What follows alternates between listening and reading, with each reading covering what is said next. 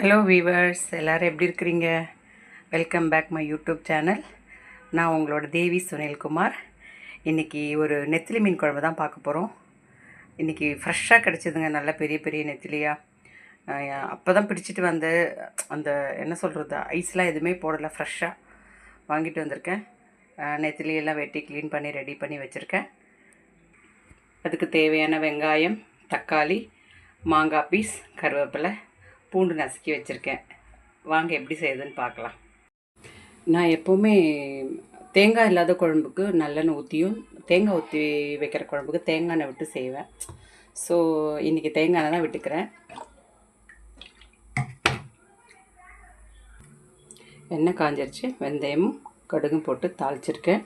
அது கூடவே கொஞ்சம் கருவேப்பிலை, கடுகு எல்லாம் பொரிஞ்சிருச்சு. இப்போ அரிஞ்சு வச்சுருக்கிற வெங்காயத்தை போட்டுக்கிறேன். வெங்காயம் நல்லா வதங்கினதுக்கு பிறகு தக்காளி ஆட் பண்ணோம்.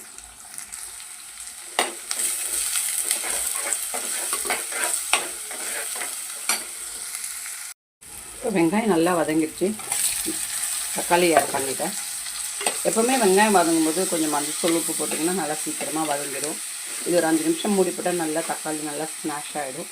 அதுக்கப்புறம் நம்ம இது கூட சேர்க்க வேண்டிய தேங்காய் அரைக்கலாம். அது வதங்கிறதுக்குள்ளே தேங்காய் அரைச்சிக்கலாம். தேங்காய்,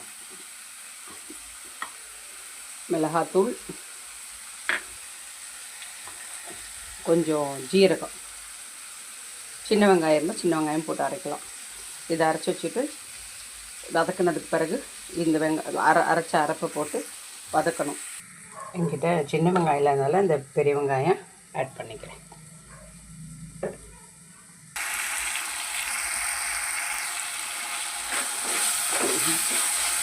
நல்ல வெங்காயம் தக்காளி நல்லா வதங்கிடுச்சு. இனிமேல் நம்ம அரைச்சி வச்ச தேங்காய் ஊற்றிக்கலாம். அரைச்சி வச்ச அந்த தேங்காவை போட்டுட்டு ஒரு வதக்கிட்டு கரைச்சி வச்சுருக்கிற அந்த புளியையும் போட்டுட்டு இது இப்போ வேறு சைஸ் மீன்னா இந்த அரைப்பு போடும்போதே அந்த மீனையுமே போட்டுருவேன். ஆனால் நெத்திலி மீனுங்கிறதுனால அது கொஞ்சம் சீக்கிரம் குக் ஆகிடும், அப்புறம் உடஞ்சிடும். அதனால தான் இந்த அரைப்பெல்லாம் விட்டு ஒரு கொதி வந்ததுக்கப்புறம் மீனை போட்டு ஒரு 3 நிமிஷம் தான். ஏன்னா ரொம்ப கொதிச்சுன்னா அந்த மீன் உடஞ்சி போயிடும். ஸோ போட்டு இறக்கிடுவேன். நம்ம தேவையான அளவுக்கு தண்ணி ஆட் பண்ணிக்கலாம். நறுக்கி வச்சுருக்க மாங்காவையும் அது கூட ஆட் பண்ணிக்கிறேன். குழம்பு கொதிக்கட்டும்.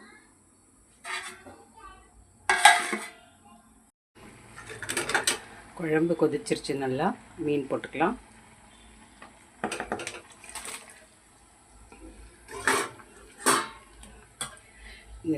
நெத்திலி மீன் மட்டும் போட்டுட்டு ரொம்ப போட்டு கலக்கக்கூடாது.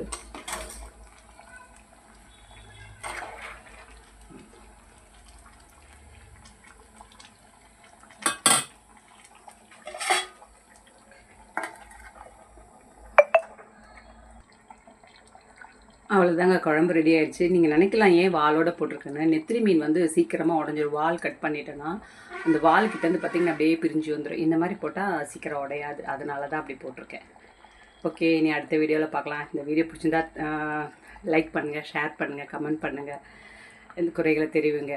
என்னோடய சேனல் இது வரைக்கும் சப்ஸ்கிரைப் பண்ணாதவங்க சப்ஸ்கிரைப் பண்ணுங்கள். ஓகே, பாய் பாய்.